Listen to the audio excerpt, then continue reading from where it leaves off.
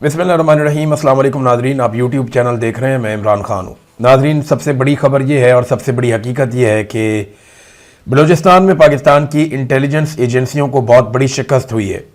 एजेंसियों का काम जंग लड़ना नहीं होता, उनका काम होता है कि कोई भी हमला होने जा रहा हो, मुल्क के खिलाफ कोई भी बड़ी साजिश हो रही हो, मुल्क के दुश्मन किसी जगह पे कोई कार्रवाई कर रहे हों, तो पहले से उसका पता लगाकर अपनी इंटेलिजेंस के ज़रिए से उसको नाकाम बनाना और वक्त से पहले कार्रवाई करना, वक्त से पहले दुश्मन को नाकाम बनाना। अब ये काम पूरी दुनिया की एजेंसियां करती हैं। एजेंसियों की आपस में लड़ाई भी चलती रहती है, दूसरे ममालिक में एजेंसियां कार्रवाई भी करती रहती हैं और अपने मुल्क को बचाने के लिए भी किरदार अदा करती रहती है। ज़्यादातर इस वक्त जो दहशतगर्दी का दौर है, इस दौर में जो इंटेलिजेंस एजेंसियां हैं उनकी ज़्यादा तवानाई इस बात के ऊपर खर्च होती है कि वो दहशतगर्दी के बड़े वाक़यात को होने से पहले नाकाम बनाएं और उसे रोकें। जहां पर भी दुनिया में दहशतगर्दी का कोई बड़ा वाकया होता है तो इंटेलिजेंस एजेंसियों के ऊपर मलबा गिरता है और बड़े बड़े इंटेलिजेंस ऑफिसर्स जो हैं वो इस्तीफा देते रहते हैं। तो ये बड़ी थैंकलेस किस्म की जॉब होती है। लेकिन पाकिस्तान में पाकिस्तान की इंटेलिजेंस एजेंसियां लगातार बलूचिस्तान में खास तौर पर और खैबर पख्तूनख्वा में भी दहशतगर्दी के हमले रोकने में नाकाम होती चली आ रही है। जाफर एक्सप्रेस यानी पूरी की पूरी ट्रेन जो है उसको अगवा कर लिया गया, किसी को कानो कान खबर नहीं हुई, कोई इंटेलिजेंस रिपोर्ट नहीं थी और बड़ा नुकसान हुआ, पाकिस्तान की बहुत बदनामी हुई। फिर मुख्तलिफ वाकयात होते चले गए और बिलाखिर अब 12 शहरों में एक साथ हमला कर दिया गया दहशतगर्दों की जानिब से। इस पर मुझे बात करनी है, लेकिन ये पाकिस्तान की इंटेलिजेंस एजेंसियों की एक बड़ी नाकामी है। इसमें एक बड़ा इंपॉर्टेंट क्वेश्चन है जो उठाया जा रहा है सोशल मीडिया सार्फिन की जानिब से और लगभग एक जैसे अल्फाज ही इस्तेमाल किए जा रहे हैं। जिब्रान नासिर साहब ये कहते हैं कि बलूचिस्तान जल रहा है, हमारे शहरी, पुलिस एहलकार, सिविल सर्वेंट्स और फौजी शहीद हो रहे हैं, मगर सवाल करने की इजाजत किसी को नहीं है। बस इतना इत्मीनान रखें कि हर हमला, हर लाश और हर तबाही फितनातुल हिंदुस्तान का नतीजा है। गोया हिंदुस्तान के पास कोई ऐसी करामत है, कोई ऐसा शहर है या कोई ऐसी दिलकश लालच है कि पढ़े लिखे नौजवान लड़के और लड़कियां खुद को खुशी खुशी बमों से उड़ाने पर आमादा हो जाते हैं।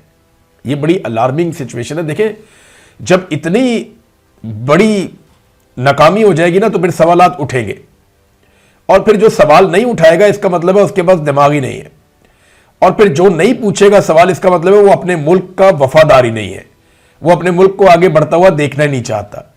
देखिए, ये भारत की एक कामयाबी है, ये पाकिस्तान की हुकूमत कह रही है, मैं नहीं कह रहा। वो इस तरह के फितनतुल हिंदुस्तान पाकिस्तान इसको करार देता है। ये बात DGISPR ने भी की है और ये बात पाकिस्तान के आर्मी चीफ ने भी की है और वो बार बार ये कहते हैं कि बलूचिस्तान में जो भी दहशतगर्दी के वाकयात हो रहे हैं, खुसूसन जो BLA कर रही है, ये फितनतुल हिंदुस्तान है, यानी इनके पीछे भारत है और भारत इनको सपोर्ट करता है और भारत ये हमले पाकिस्तान में करवा रहा है। अब अगर ये हमले पाकिस्तान में भारत करवा रहा है तो फिर पाकिस्तान क्या कर रहा है? यानी अगर भारत कर रहा है तो भारत तो कामयाब हो रहा है। और दूसरी बात यह है कि भारत ने तो भी हाल ही में एक फिल्म भी बनाई है और वो अक्सर बनाता रहता है कि पाकिस्तान के अंदर हम मुदाखलत करते हैं। यानी अभी हाल ही में उन्होंने एक फिल्म बनाई जिसमें वो बता रहे हैं कि पाकिस्तान में दहशतगर्दी के लड़ाई झगड़े के वाकयात के अंदर और बदअमनी के वाकयात के अंदर हम अपने एजेंट्स को मुलव्वस करते हैं और वो ये कार्रवाइयां करवाते हैं।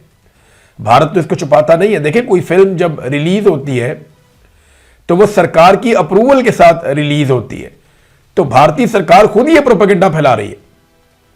पाकिस्तानी सरकार भी ये कह रही है कि बलूचिस्तान में जो भी दहशतगर्दी हो रही है इसके पीछे भारत है। तो भारत को जवाब कौन देगा और कैसे देगा? अब जिन एजेंसियों ने भारत को जवाब देना है वो एजेंसियां और वो इदारे सारे पाकिस्तान तहरीक इंसाफ को जवाब देने पे जुड़े हुए हैं। मिसाल के तौर पे मैं आपको ये बताता हूं कि पाकिस्तान तहरीक इंसाफ ने इसकी बड़ी कैटेगोरिकली और बड़ी क्लियरली इसकी मजम्मत की है।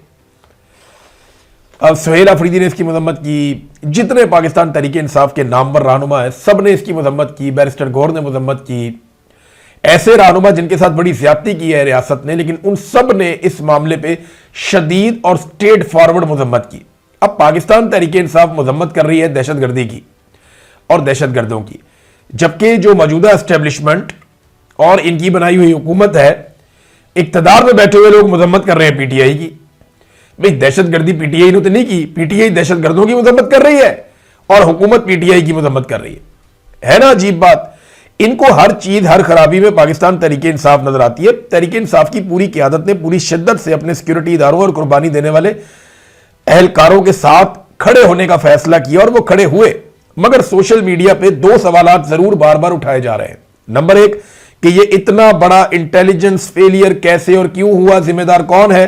اور نمبر دو, ساری توجہ پاکستان کی انٹیلیجنس ایجنسیوں کی عمران خان پر کیوں ہے اور ان کی پارٹی کو اور ان کو تباہ کرنے پر کیوں ہے؟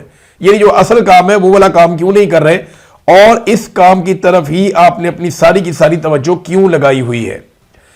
اب ناظرین, آج جو لوگ دہشت گردی کے حوالے سے پاکستان کے اداروں سے حساب مانگ رہے ہیں کہ یہ دہشت گردی کیوں ہو رہی ہے, انہیں پاکستان میں غدار قرار دیا جا رہا ہے. حالانکہ ماضی میں یہ جو آج غدار قرار دینے والے لوگ ہیں یہ خود سوالات اٹھاتے تھے. یہ بلوچستان کے ایشوز کے اوپر مریم نواز نے خود ٹویٹ کیا ہے, باقاعدہ وہ جہاز ٹویٹ کیا ہے جس پہ لکھا ہوا تھا جسٹس فار بلوچستان, اس کے پیچھے وہ بینر لکھا ہوا تھا. مریم نواز نے خود اس کو ٹویٹ کیا اور لکھا بھی کہ جسٹس فار بلوچستان.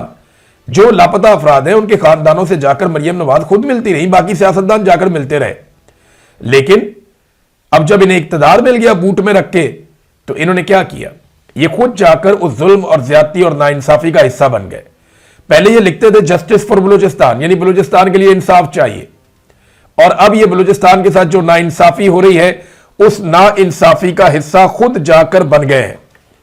جاوید ہاشمی صاحب بھی اس کا شکار ہو گئے. یعنی اب جس وقت پاکستان کی انٹیلیجنس ایجنسیوں نے, پاکستان کے اداروں نے, لا انفورسمنٹ نے, انہوں نے دہشت گردوں کے پیچھے جانا ہے, دہشت گردوں کو نشانہ بنانا ہے, اس وقت دہشت گردوں کو چھوڑ کے وہ پاکستان تحریک انصاف کے پیچھے پڑ گئے. تحریک انصاف پر مختلف شہروں میں کریک ڈاؤن شروع ہو گیا کہ جناب 8 فروری کو پتہ نہیں یہ کیا کر دیں گے, یہ کوئی بہت بڑا پورا پاکستان بند کر دیں گے, یہ بہت بڑے احتجاجی مظاہرے کریں گے اور یہ بہت بڑا امپیکٹ کریٹ کر دیں گے, لہذا ان کے اوپر کریک ڈاؤن کر دو. اور دہشت گردوں پہ کریک ڈاؤن کرنا ہے, انہوں نے پکڑ کے جاوید ہاشمی کے گھر پہ کریک ڈاؤن کر دیا. دہشت گردوں پہ کریک ڈاؤن کرنا ہے اور پکڑ کے پاکستان تحریک انصاف پہ کریک ڈاؤن شروع کر دیا, اور جگہ جگہ چھاپے مار رہے ہیں, لوگوں کے گھروں کے اندر چادر اور چار دیواری کا تقدس ایک مرتبہ پھر پامال کر رہے. توجہ جدھر دینی ہے ادھر نہیں دے رہے, جدھر نہیں دینی ادھر دے رہے. اچھا, جاوید ہاشمی صاحب کے گھر کے اوپر جو اٹیک ہوا, ان کے گھر کے متعدد لوگ گرفتار بھی ہو گئے اور ان کا ایک نواسا ہے اس کا سر پھٹ گیا, چھوٹا سا بچہ انہوں نے گود میں بٹھایا ہوا تھا.